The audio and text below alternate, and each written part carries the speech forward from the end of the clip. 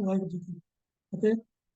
आज की गुरमत क्लास 86 पढ़ने वाले मेरा प्यारा सब जी मारते हैं और मूल मंत्र का पाठ करके गुरु अमरदास पातशाह की उच्चारण की हुई रामकली की वार की जो लड़ी चार चल रही है उसको अगे चलाइए। एक ओंकार सतनाम करता पुरख निरभव निर्वैर अकाल मूरत अजूनी सैभं गुर प्रसाद।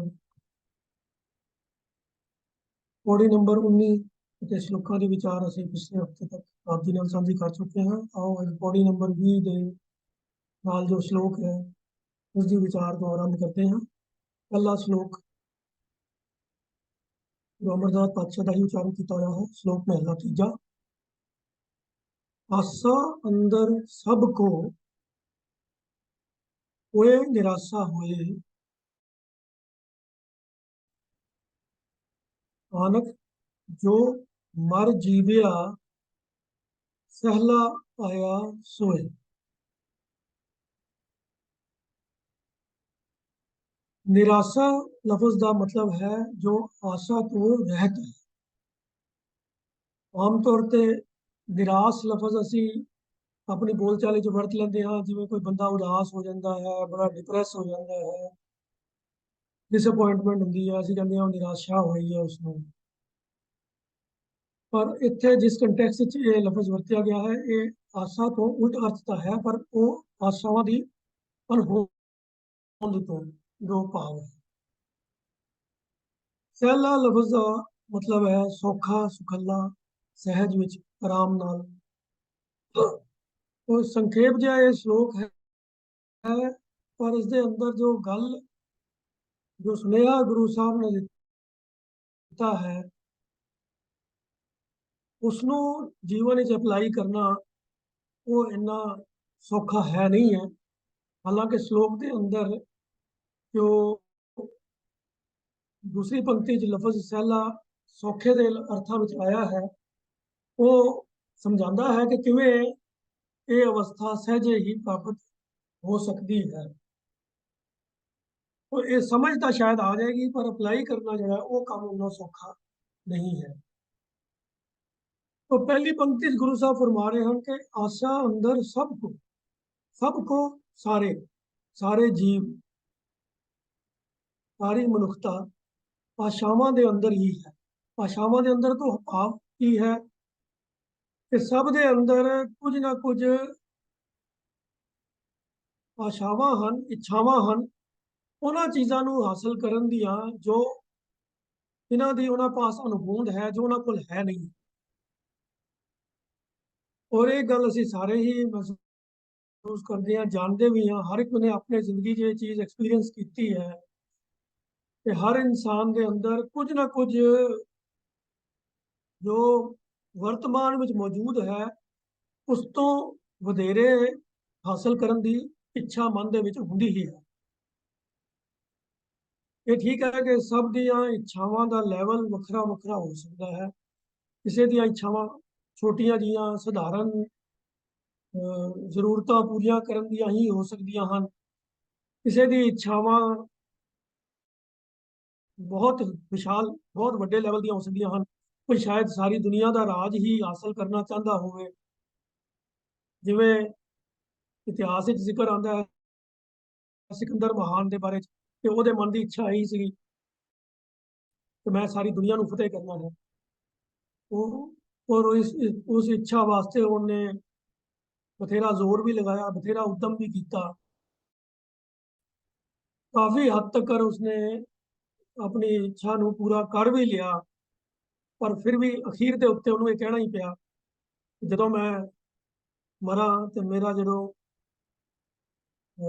जनाजा कढ़िया जाए तो मेरे हाथ कफन तो बाहर कढ़ देना ताकि दुनिया सारी नूं देखण वालियां सब नूं पता लग जाए कि सारी दुनिया को फतेह करन निकलिया सी सिकंदर, पर अखीर खाली हाथी गया।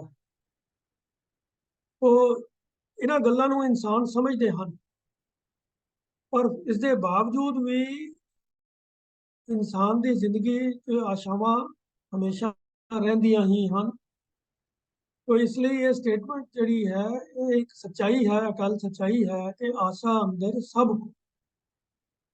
पर गुरु साहब ने जिवें हर रूल का एक एक्सेप्शन होंगी है, थोड़े बहुत हैन विरले नहीं करने वाली गल ਉਹਦਾ भी प्रोविजन दिता है। कोई निराशा हो, कोई विरला ही है ਜਿਹੜਾ निराश ਹੁੰਦਾ है, ਭਾਵ आशा तो रहत ਹੁੰਦਾ है। आशा तो रहत कौन हो सकता है? ਜਿਹਨੂੰ ਜਿਹਦੇ अंदर आशा पैदा ही ना हो।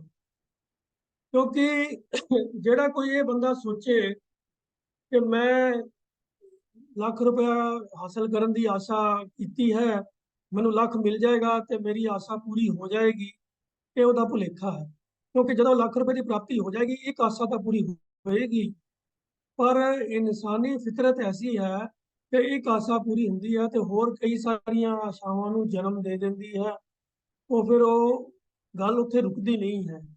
ਉਹ ਜਿਹੜਾ ਅੱਜ 1 ਲੱਖ ਰੁਪਏ ਦੀ ਆਸ ਰੱਖ ਕੇ ਬੈਠਾ ਹੈ, 1 ਲੱਖ ਮਿਲਣ ਤੋਂ ਬਾਅਦ ਉਹ ਫਿਰ 10 ਲੱਖ ਦੀ ਔਰ 1 ਕਰੋੜ ਦੀ ਔਰ ਉਸ ਤੋਂ ਅੱਗੇ ਹੋਰ ਪਤਾ ਨਹੀਂ ਕਿੰਨੇ ਜ਼ੀਰੋ ਹੋਰ ਐਡ ਕਰਨ ਦੀ ਆਸ ਉਹਦੇ ਮਨ 'ਚ ਜਾਗ ਪੈਂਦੀ ਹੈ। तो इसलिए ये सच्चाई है कि आशा अंदर सब सारे ही इंसान, चाहे गरीब हैं चाहे अमीर हैं, सब दे अंदर आशावां हैं होर दी प्राप्ति दी। पर जिवें अगे जिक्र किया है कि भी हैन विरले नहीं कने, कोई कोई विरले विरले ही हैं जिन्हां दी गल गुरु साहब ने इत्थे दर्ज भी की है कि कोई निराशा होए, कोई विरला ही है जो निराश होता है, जिहदे मन में आशा पैदा नहीं होती। और हुण सोचण वाली गल है कि आशा पैदा होनी इंसान की कुदरती फितरत है। किवें इंसान फिर निराश हो सकता है, किवें ये सिचुएशन ये अवस्था मिल सकती है कि मन में आशा पैदा होए ही ना।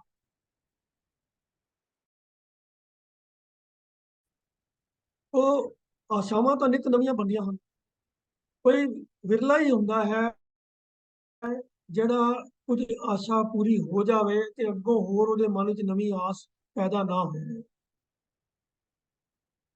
ਇਹਦਾ जो इलाज है, जिस अवस्था ਦੇ ਵਿੱਚ ਮਨੁੱਖ आशा तो नवीं आशावां तो बच सकता है, जीवन सफल हो सकता है, ਉਹਦਾ वर्णन गुरु साहब ने दूसरी पंक्ति च कीता है।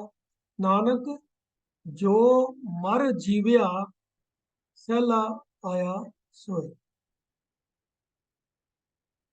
कि ਜਿਹੜਾ ਮਨੁੱਖ ਆਸਾ ਵੱਲੋਂ ਹਟ ਕੇ ਪ੍ਰਭੂ ਦੇ ਸਿਮਰਨ ਵਿੱਚ ਜੀਵਨ ਗੁਜ਼ਾਰਦਾ ਹੈ, ਮਰ ਜੀਵਿਆ ਲਫ਼ਜ਼ ਵਰਤਿਆ ਹੈ, ਮਰ ਜੀਵਿਆ ਅਖਰੀ ਅਰਥ ਤਾਂ ਹੋਣਗੇ ਜਿਹੜਾ ਮਰ ਕੇ ਜਿਉਂਦਾ ਹੈ।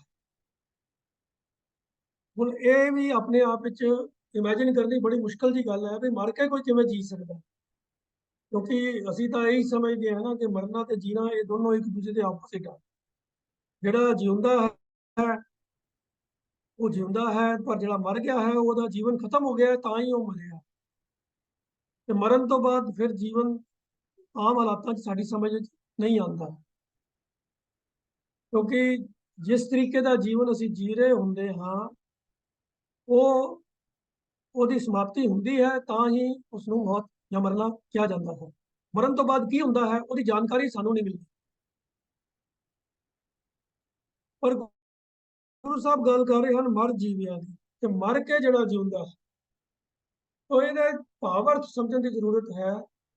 ਮਰ ਕੇ ਜਿਹੜਾ ਜੀਵਨ ਜਿਉਂਦਾ ਹੈ, ਭਾਵ ਇਹੀ ਹੈ ਕਿ ਜਿਹੜਾ ਆਸ਼ਾਵਾਂ ਵੱਲੋਂ ਮਰ ਜਾਂਦਾ ਹੈ, ਜਿਹਦੇ ਮਨ ਦੇ ਵਿੱਚ ਆਸ਼ਾਵਾਂ ਪੈਦਾ ਹੋਣੀਆਂ ਹਟ ਜਾਂਦੀਆਂ ਹਨ, ਜਿਹਦੇ ਅੰਦਰ ਹੋਰ ਨਵੀਆਂ ਤੋਂ ਨਵੀਆਂ ਆਸ਼ਾਵਾਂ ਰੋਜ਼ ਨਹੀਂ ਪੈਦਾ ਹੁੰਦੀਆਂ, ਜਿਹਦਾ ਇਸ ਤਰੀਕੇ ਦਾ ਜੀਵਨ ਹੋ ਜਾਂਦਾ ਹੈ, ਤਾਂ ਉਹ ਮੁਮਕਿਨ ਤਾਂ ਹੀ ਹੈ ਕਿ ਜੇ ਮਨੁੱਖ ਦਾ ਪਿਆਰ, ਮਨੁੱਖ ਦੀ ਸੁਰਤ ਪ੍ਰਭੂ ਦੇ ਨਾਮ ਦੇ ਨਾਲ ਜੁੜ ਜਾਵੇ।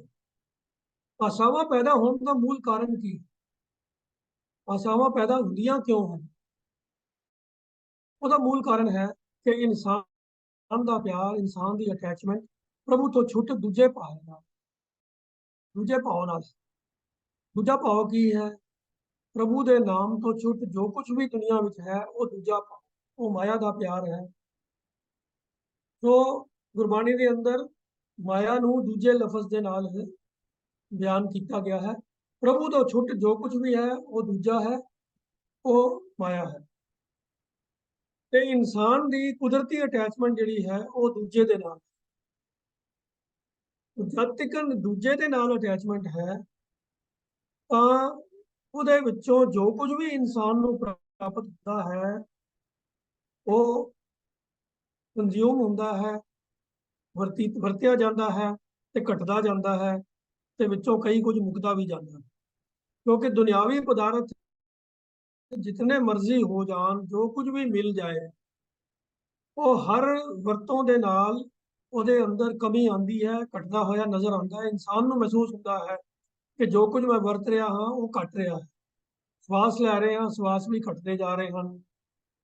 ਜੀਵਨ ਬਤੀਤ ਹੋ ਰਿਹਾ ਹੈ, ਸਮਾਂ ਬਤੀਤ ਹੋ ਰਿਹਾ ਹੈ, ਜੋ ਜ਼ਿੰਦਗੀ ਦਾ ਬਾਕੀ ਸਮਾਂ ਹੈ ਉਹ ਘਟਦਾ ਜਾ ਰਿਹਾ ਹੈ। ਪਦਾਰਥ ਜਿਹੜੇ ਅਸੀਂ ਵਰਤਦੇ ਹਾਂ ਉਹ ਪਦਾਰਥ ਵੀ ਕੰਜ਼ਿਊਮ ਹੋ ਰਹੇ ਹਨ, ਘਟਦੇ ਜਾ ਰਹੇ ਹਨ।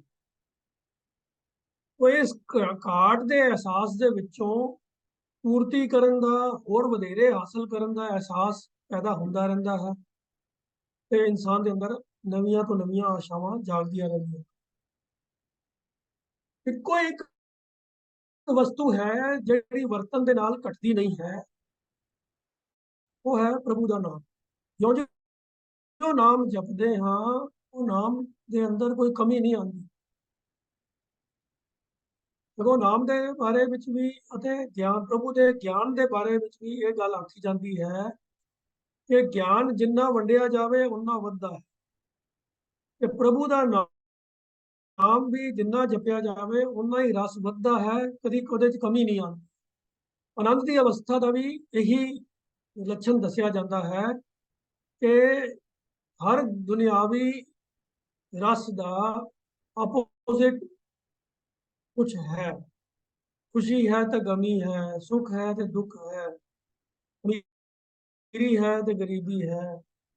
हर रस या हर प्राप्ति का कुछ ना कुछ उलट जरूर है, पर आनंद तो उलट कुछ नहीं है, क्योंकि आनंद के उलट कुछ है ही नहीं है। क्योंकि जिसनों आनंद प्राप्ति हो जाती है वो कभी फिर मुक्कन विच आंदा ही नहीं है। तो इसलिए फिर आनंद की अनहोंद ही नहीं होंदी, तो आनंद उलट भी फिर कोई अवस्था नहीं होती। तो या तो आनंद है तो या नहीं है, उसका उलट कोई नहीं।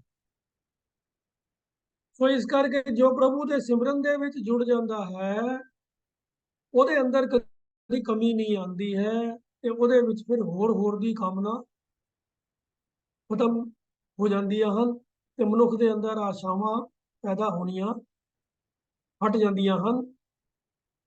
तो इस करके ऐसा इंसान फिर सही अर्थां ਦੇ ਵਿੱਚ ਨਿਰਾਸ ਹੋ ਜਾਂਦਾ ਹੈ ਕਿ ਉਹਦੇ ਅੰਦਰ ਹੁਣ ਨਵੀਆਂ ਆਸ਼ਾਵਾਂ ਨਹੀਂ ਪੈਦਾ ਹੁੰਦੀਆਂ। ऐसा जीवन जीविया होया जिहड़ा आशावां तो रहत हो जावे। क्यों? क्योंकि ਉਹਦੇ अंदर एक कॉन्फिडेंस आ जाता है, भरोसा आ जाता है कि जिस प्रभु ने साडे जीवन ਨੂੰ पैदा किया है उसे ने ही साडे गुजरान दे वास्ते, साडे जीवन दे वास्ते सारे वसीले भी पैदा किए हैं जिन्हां दी असीं वरतों करदे हां।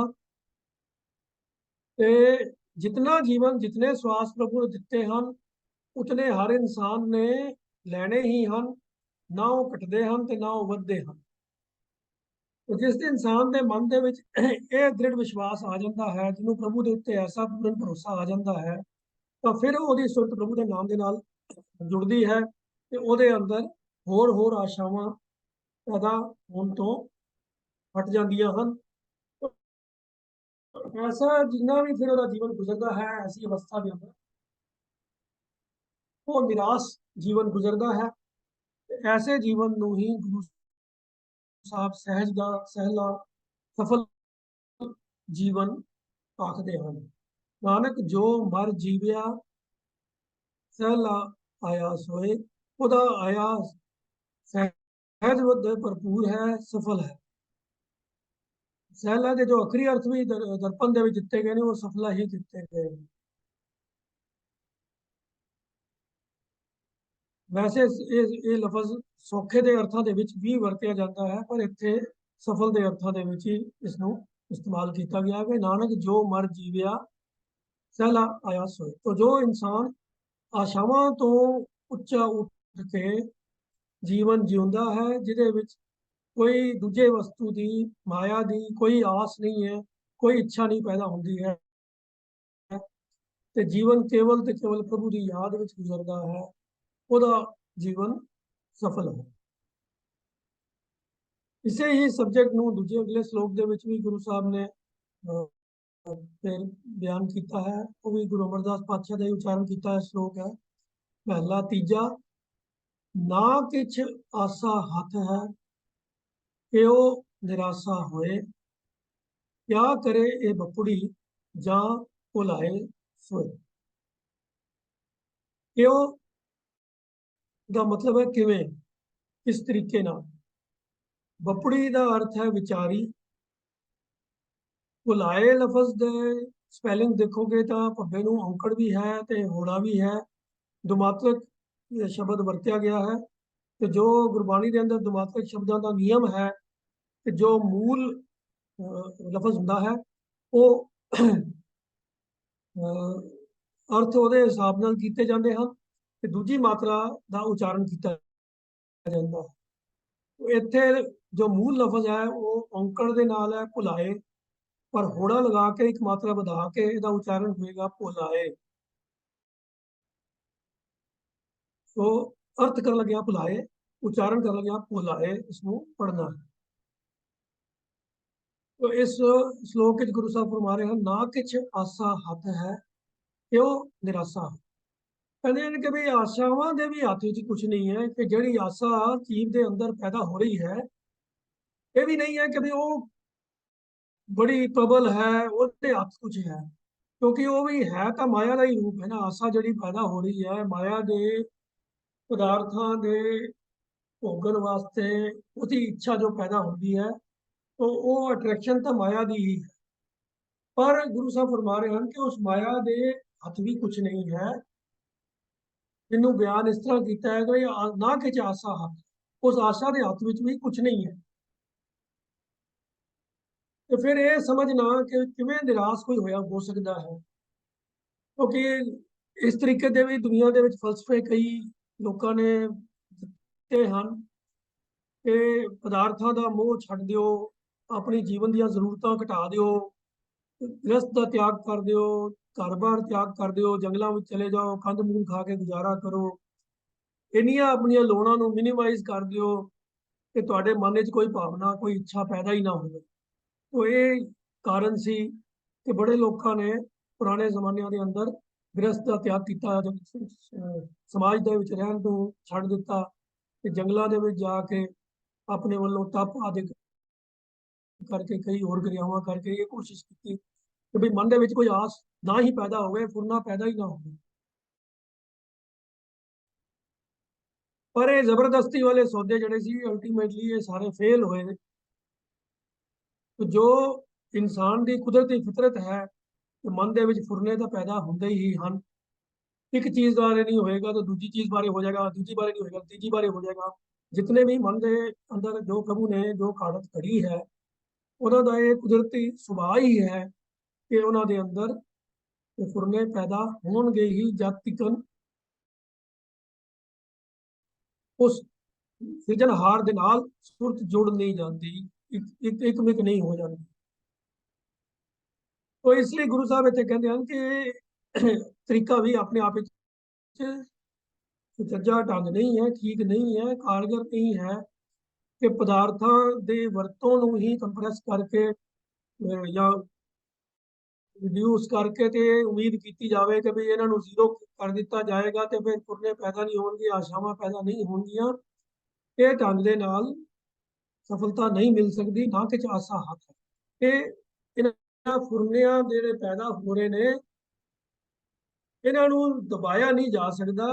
ये ना इंसान के बस च है ते ना ही ये आस की जा सकती है कि आशा ही ना पैदा ही ना होवे।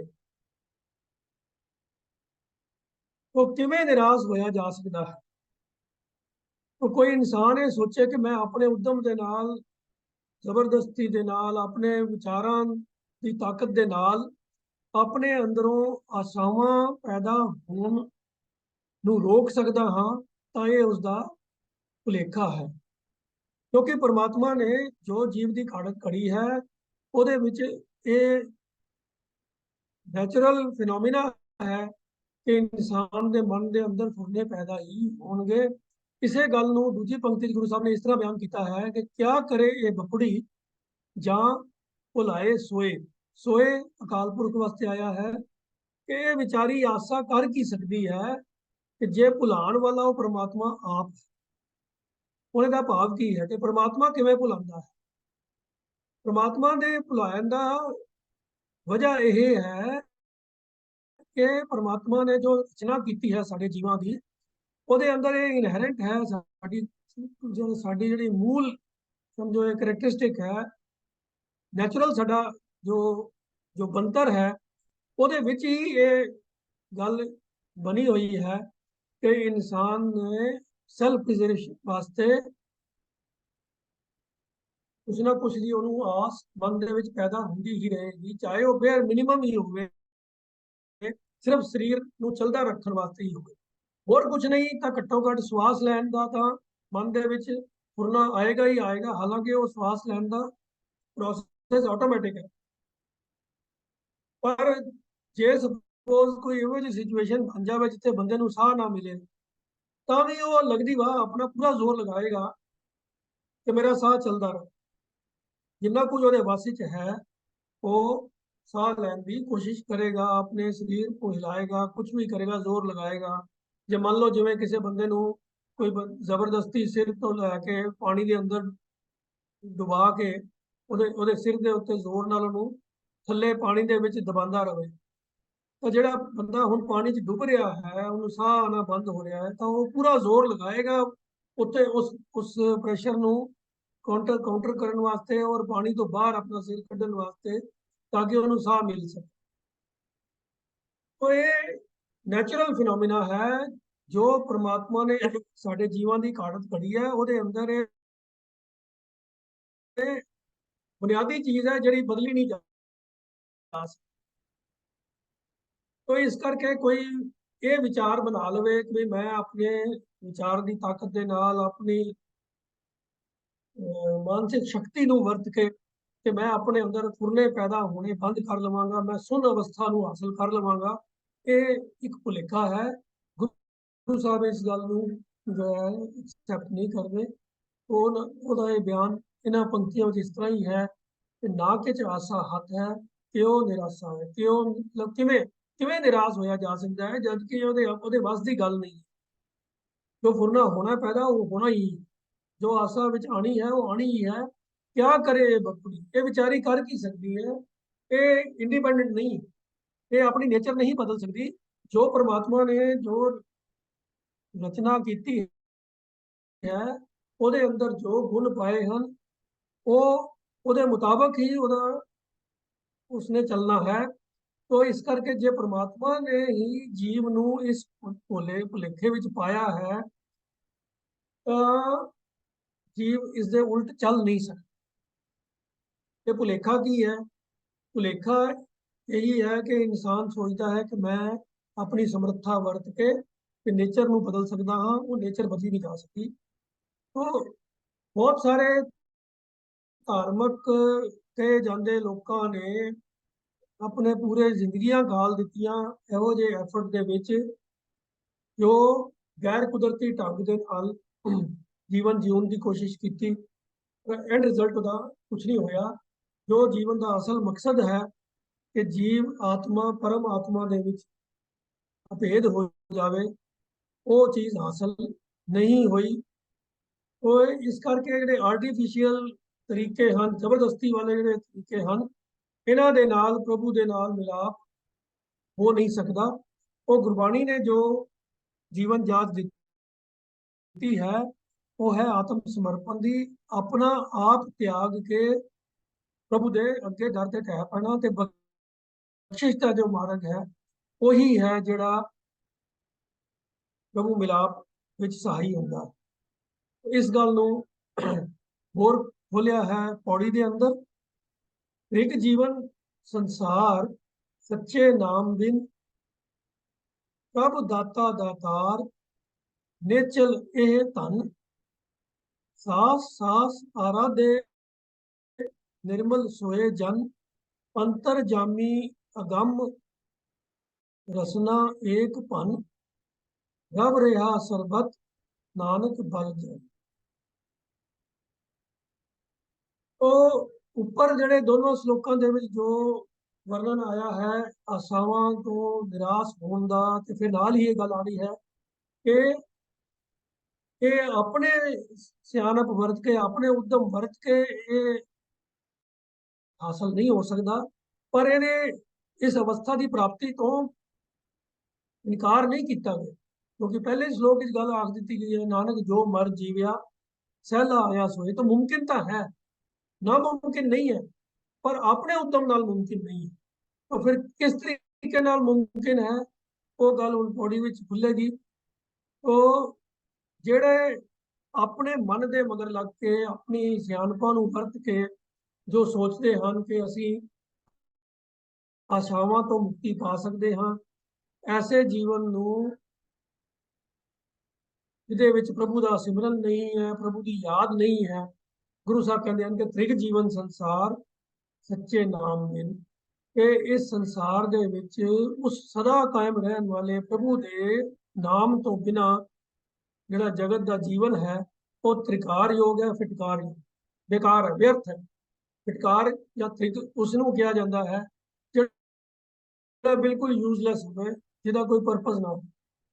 तो गुरु साहब कहते हैं कि सच्चे नाम तो बिनो जो जीवन है वो व्यर्थ है, सदा फिटकार योग है, यानी जो जिदा जिदा कोई पर्पस नहीं है, कोई मकसद नहीं है ऐसे जीवन। क्यों? क्योंकि प्रभ दाता दातार नेचल ए तन, सारिया दाता देन वाला दातार प्रभु वो आप ही है, जो सब जीवन होता, जो कुछ भी इंसान को है, चाहे वो अपनी बुद्धि है, ਜੋ ਉਹਦੇ ਅੰਦਰ ਸਮਰੱਥਾ ਹੈ, ਉਹ ਸਭ ਕੁਝ ਪ੍ਰਭੂ ਦੀ ਦਿੱਤੀ ਹੋਈ ਹੈ। ਔਰ ਇਸ ਗੱਲ ਨੂੰ ਰੈਕਗਨਾਈਜ਼ ਕਰਨਾ, ਨੌਲੇਜ ਕਰਨਾ ਇਨਸਾਨ ਦਾ ਫਰਜ਼ ਬਣਦਾ ਹੈ ਕਿ ਇਹ ਸਭ ਦਾਤਾਂ ਉਸ ਨੂੰ ਪ੍ਰਾਪਤ ਪ੍ਰਭੂ ਤੋਂ ਹੀ ਹੋਈਆਂ। ਔਰ ਪ੍ਰਭੂ ਦਾ ਨਾਮ ਹੀ ਇੱਕ ਐਸਾ ਪ੍ਰਭੂ ਦੇ ਵੱਲੋਂ ਮਿਲਿਆ ਹੋਇਆ ਖਜ਼ਾਨਾ ਹੈ ਜਿਹੜਾ ਨਾਸ ਹੋਣ ਵਾਲਾ ਨਹੀਂ ਹੈ। ਬਾਕੀ ਦੇ ਦੁਨਿਆਵੀ ਹੋਰ ਮਾਇਕ ਪਦਾਰਥ ਜਿਹੜੇ ਹਨ ਉਹ ਸਭ ਸਮੇਂ ਦੇ ਨਾਲ ਹੋਂਦ ਵਿੱਚ ਆਉਂਦੇ ਹਨ, ਨਾਸ਼ ਹੁੰਦੇ ਹਨ, ਫਿਰ ਕਨਵਰਟ ਹੋ ਜਾਂਦੇ ਹਨ, ਉਹਨਾਂ ਦਾ ਰੂਪ ਬਦਲ ਜਾਂਦਾ ਹੈ, ਉਹਨਾਂ ਦੀ ਪਹਿਲੀ ਹੋਂਦ ਖਤਮ ਹੋ ਜਾਂਦੀ ਹੈ। ਪਰ ਪ੍ਰਭੂ ਦਾ ਨਾਮ ਐਸਾ ਹੈ ਜੋ ਕਦੀ ਨਾਸ਼ ਨਹੀਂ ਹੁੰਦਾ, ਜਿਹਦੇ 'ਚ ਕੋਈ ਤਬਦੀਲੀ ਨਹੀਂ ਆਉਂਦੀ। तो प्रभ दाता दातार, सारिया दातां जीवतियां भी देने वाला प्रभु आप है, ते ये नाम धन की दात देने वाला भी, जो नाम धन नेचल है, कभी नाश होने वाला नहीं है, ये दात भी प्रभु पासों ही प्राप्त होती है। सास सास आराधे निर्मल सोए, निर्मल मैल तो रहत पवित्र जीवन वाला वही इंसान है जड़ा श्वास श्वास उस प्रभु ਨੂੰ याद करता है। सास सास आराधे ਜਿਹੜਾ हर श्वास उस प्रभु की आराधना करता है, प्रभु ਨੂੰ चेते करता है। निर्मल सोए जन, वही इंसान निर्मल है, मैल तो रहत है, और माया ਦੇ ਵਿਕਾਰਾਂ ਤੋਂ ਬਚਿਆ ਹੋਇਆ ਹੈ, ਕਿਉਂਕਿ ਉਹਨੂੰ ਵਿਕਾਰਾਂ ਦੀ ਮੈਲ ਨਹੀਂ ਲੱਗਦੀ। ਜਿਹੜਾ ਨਾਮ ਜਪਦਾ ਹੈ ਉਹ ਵਿਕਾਰਾਂ ਦੀ ਮੈਲ ਤੋਂ ਬਚਿਆ ਰਹਿੰਦਾ ਹੈ, ਨਿਰਮਲ ਹੁੰਦਾ। अगली पंक्ति कहते हैं अंतर जामी